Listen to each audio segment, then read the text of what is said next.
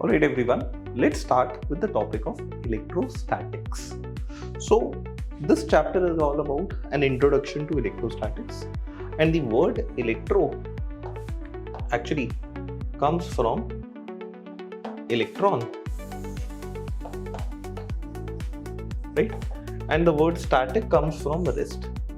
So when I'm saying electrostatics, I'm saying electron at rest, and electron is a suffix used for charge. So this understands all the properties of charge when the charge particle is at rest.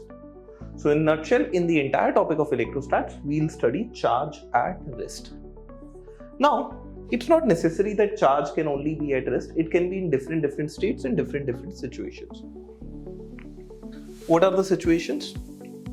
So basically, there's a broader topic that we study mostly in entire 12th, that is electromagnetism. And in electromagnetism, what we do is basically we study charge.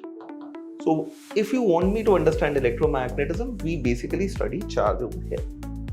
So basically what electromagnetism does is explores electric charge and its properties, which can be stationary, moving with a constant velocity, or accelerating.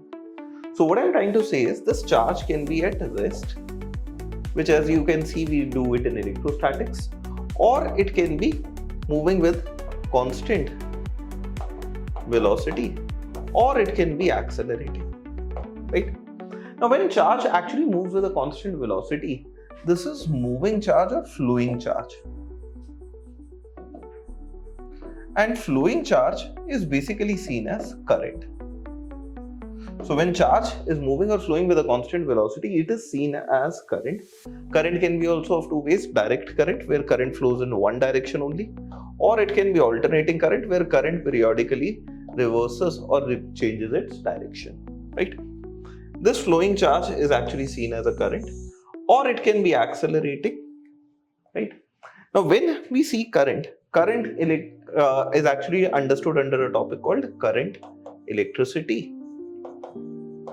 And when we understand current, we also see that if I pass a current through a wire like this, and I keep a compass in front of it, then the current can basically deflect this compass.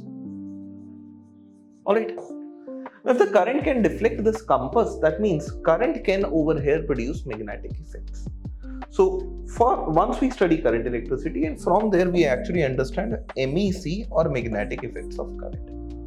And then we also move one step ahead on this particular part, where if current can produce magnetic effects, then magnets can also produce current, which is typically seen as in a generating, where magnets are used to produce current.